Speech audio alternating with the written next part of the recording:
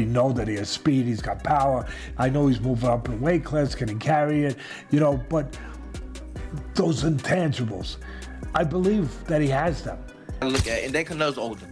Crawford has the ability, but he's small, and he can look bigger Crawford could look bigger in the weigh-ins and all that stuff, but it's always a difference. When you get in that fight with somebody, you can tell. Same thing with Jamel. Jamel fought him, the twin, he fought Crawford, and in all the stuff, the weigh-ins and the press conference. Too fast and too smart for Canelo. Even Canelo is a good boxer. I'm not saying not taking nothing from Canelo. Teddy Atlas has provided his candid analysis of Canelo versus Crawford, which is being dubbed the biggest fight of the year. Regardless of the weight class, Atlas thinks Terence Crawford has what it takes to prevail, praising his abilities, self-control, and flexibility. He contends that Canelo Alvarez has lost the zeal and fervor that made him a legendary fighter, and that he is no longer the same warrior.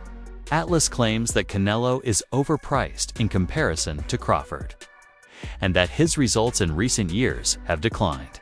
Crawford is Atlas's favorite because of his drive and precision. The urgency's not there, the fire's not there. At least it wasn't there a week ago.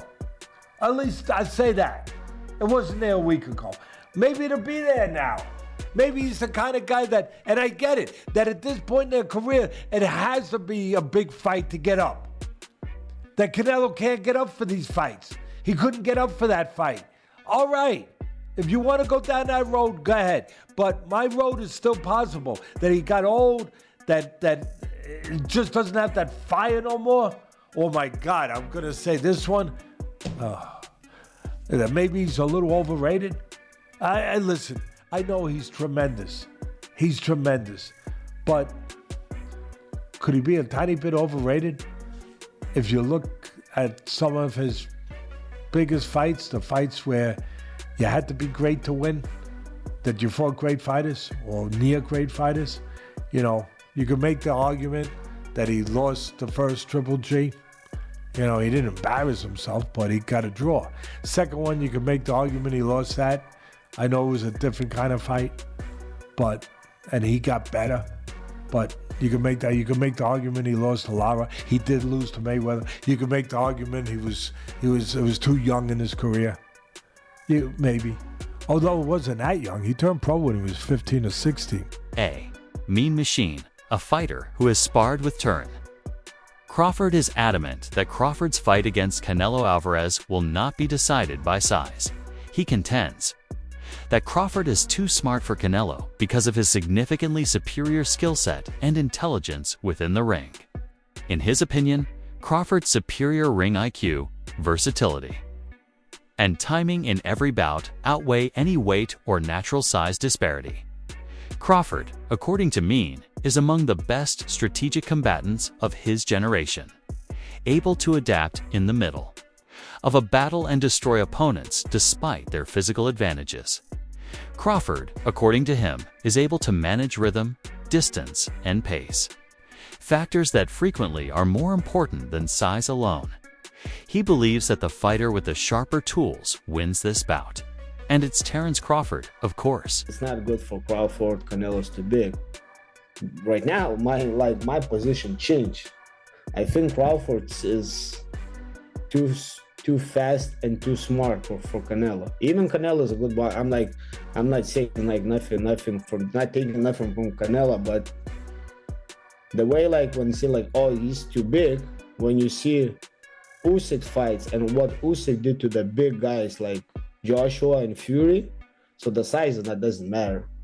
I think the skill level matters, and Crawford, he gained weight, but I think he's gonna be even faster, and his head was good in the ring. His boxing IQ is just on top. So I would say 50-50, but right now I'm kind of leaning more to Crawford. And that's just because of what you saw Usyk do? It's not I'm just giving an example, size doesn't matter in the boxing. When they say Canelo is big and he's fighting 175, 168, and Crawford just moving from 147, 154. So I'm just putting an example that size doesn't matter. and like that the fighter makes the fight. I think it's just like that. I see that Crawford's training and that he's big too right now. So he gained weight, but not like, and lots of people gain weight like that sloppy weight, like I would say like fat, but he gained, like, he looked like strong, massively strong. So I think it's gonna be a good one. How did Terence feel physically when you faced him? Like, how is his strength? Because yeah, a lot of people do make the point that Canelo's just maybe too big, too powerful for Crawford. Crawford, I wouldn't say like his punches was like super strong, but his timing and accuracy is what makes different. Machine makes a strong analogy between Morsichestic tween Canelo Alvarez's 2013 fight against Floyd Mayweather and the impending Terence Crawford versus Alvarez matchup. Mayweather taught Canelo better speed, defense, and ring generalship because he was younger and less experienced at the time. Mean Machine thinks Crawford can imitate a similar tactic by employing mobility, accuracy, and deft counterpunching to irritate Canelo and deprive him of his most potent weapons. He does, however, see one significant distinction. Canelo has a lot more experience now than he did in the past. Canelo has encountered and overcome top opponents over the years, gained patience, and learned to adapt, all of which were lacking in the Mayweather bout. Throw hard, but they just throw, and he throws like his calculation for the punches and like timing and aiming to the right spots is just like on another level.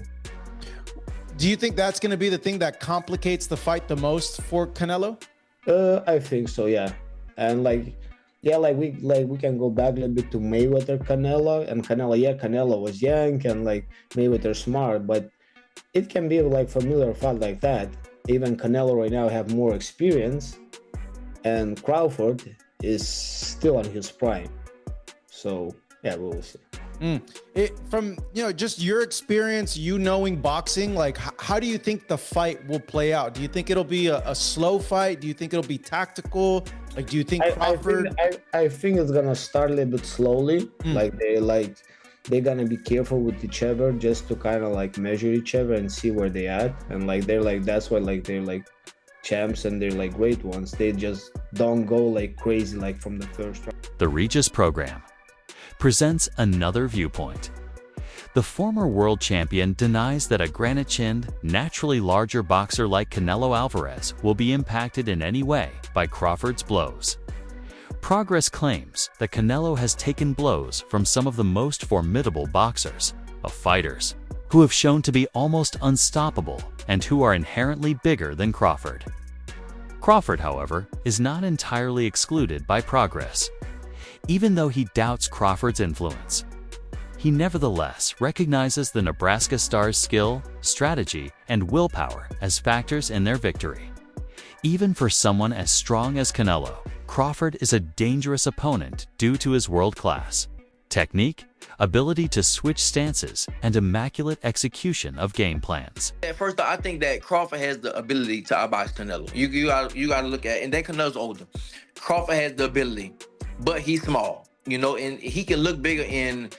Crawford could look bigger in the weigh-ins and all that stuff, but it's always a difference. When you get that fight with somebody, you can tell. Same thing with Jamel. Jamel fought him, the twin. He fought Crawford, and in all the stuff, the weigh-ins and the press conference, Jamel looked like the bigger man. His head, his neck, everything looked bigger. But when they got in the fight, you can tell. You can see who really was the bigger man. And I think that's the same thing. Crawford is putting on weight, but it's not weight. Like Canelo had the weight already. He doesn't have to put on muscle. He doesn't have to do that. He's already big like that. But I think that Crawford does have the style. He does have the style to beat him. If you look at the people that beat him or gave him troubles, Irislan, De Lara, Austin Trout, Floyd, and Bivol, they gave him trouble and stuff like that. And Skull moved around a little bit too. So I think that Crawford has that.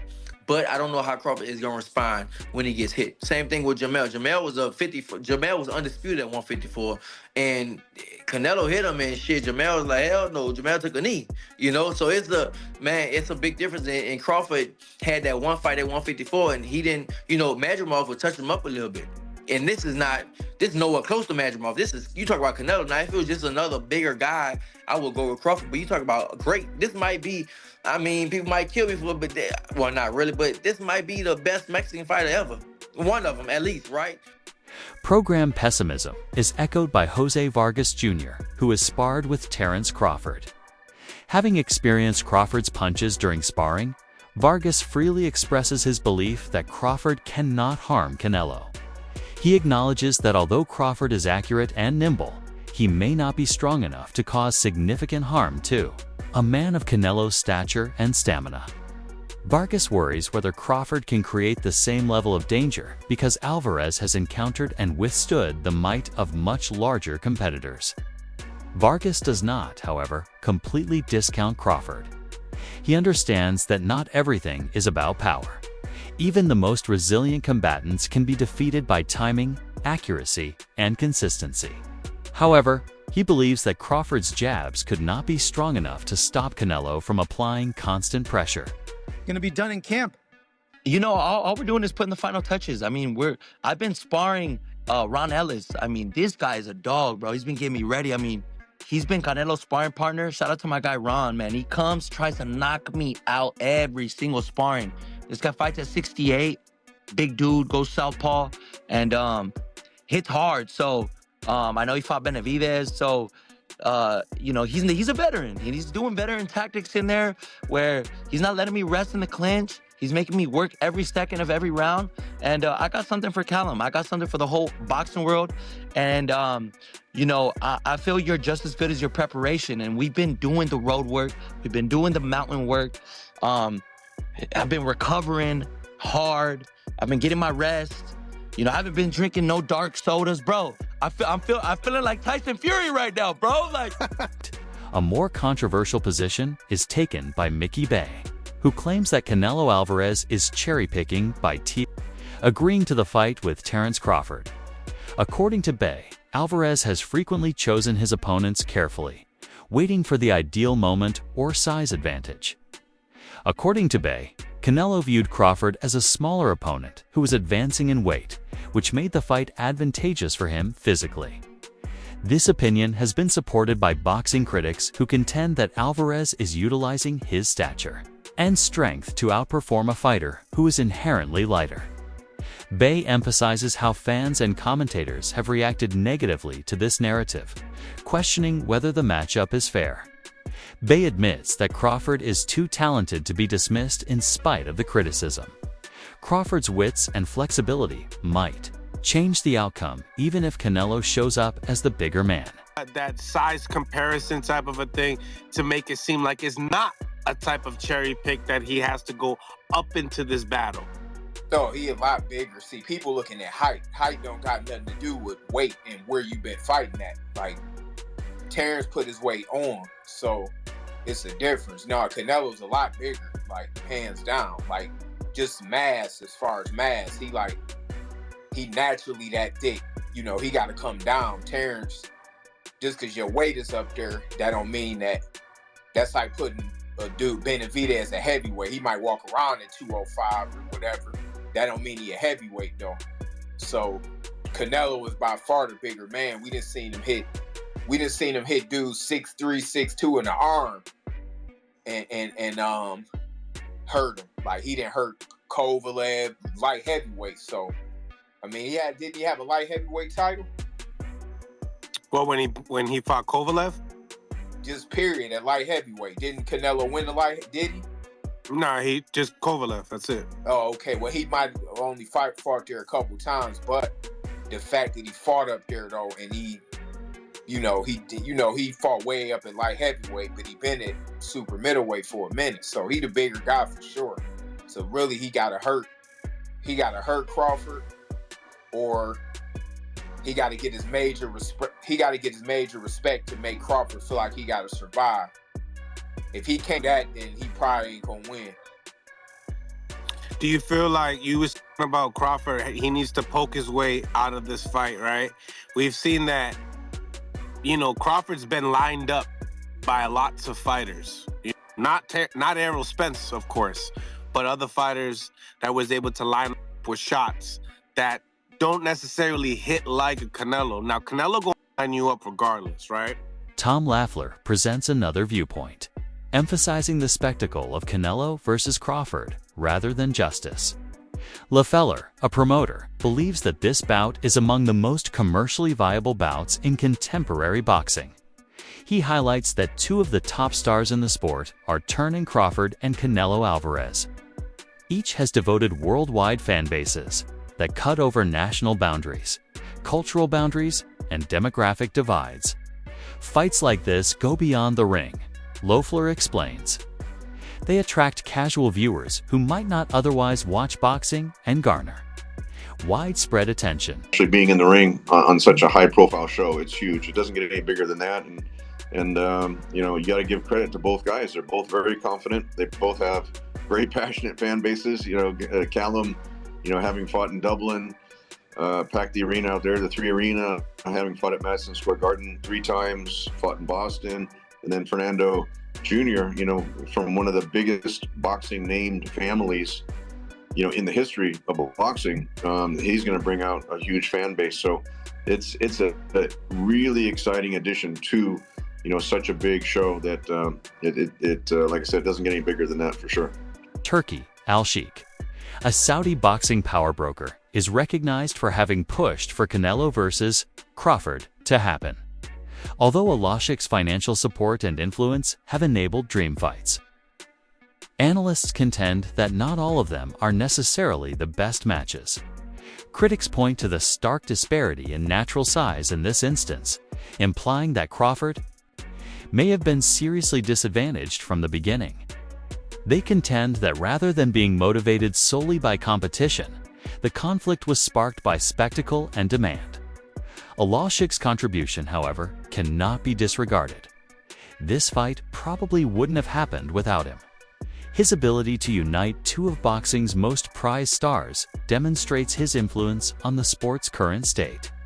His vision guarantees that fans worldwide will be able to watch a once-in-a-generation event, regardless of whether it is the correct fight. And Benavidez Jr., Canelo, you know, would have mopped up all of these dudes, bro.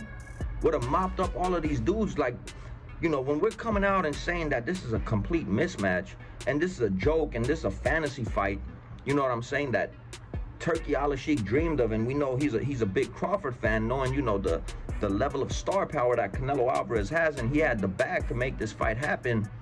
It doesn't mean that it's a logical fight for boxing, bro. At the end of the day, man, you know, you guys tell me if Terence Crawford would have beat Triple G. Tell me if he would have beat Billy Joe Saunders. Tell me if he could beat Bivol, even though, yeah, Canelo didn't beat Bivol, but tell me if he could have beat a Sergey Kovalev. And the other loss Canelo has to Mayweather, man. Crawford, you know, nobody in the world, I felt, could have beat Mayweather in the height of his career, bro. Tell me if Crawford, bro, would have just flat out went in there and beat a guy like Miguel Cotto, Daniel Jacobs. You know what I'm saying, bro? Like, it's the level of competition that Canelo faced, man. And these dudes that he went in there to beat. You know, Terence Crawford is nowhere, you know, has fought nowhere near the level of competition that Canelo Alvarez has fought. And I've had some comments talking about, you know, you talk about we're going off of our emotions and you're going off of your emotions. You're not giving no facts, bro. Like, this is all facts right here, bro. The fact of the matter is, bro, Canelo Alvarez has fought at light heavyweight.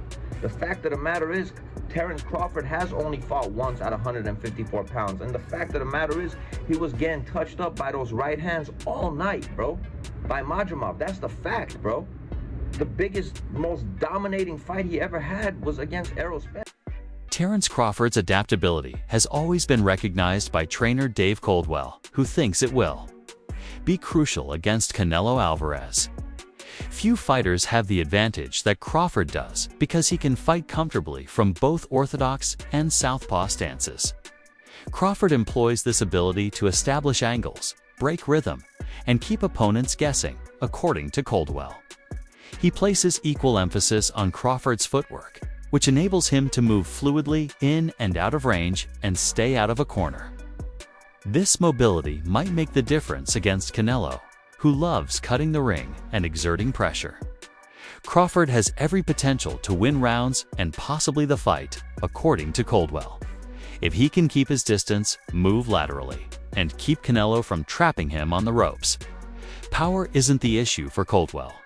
It has to do with mobility, ring IQ, and discipline. When the fight got made, I've always fancied Crawford. I just think it's different. I think there's something about him. I think if you add what Crawford's good at, his brain, he can switch, he's very good as a southpaw. His judgment of distance is fantastic, his punch picking is fantastic, he's got good legs. When you add what, and he can pop. I mean, listen, I'm not saying he's got the power to hurt Canelo, but he might have the power to surprise Canelo a little bit and just sting him and just. But when you look at what Crawford does well, and then I look at this version of Canelo, as Canelo's got on, his punch rate's gone down.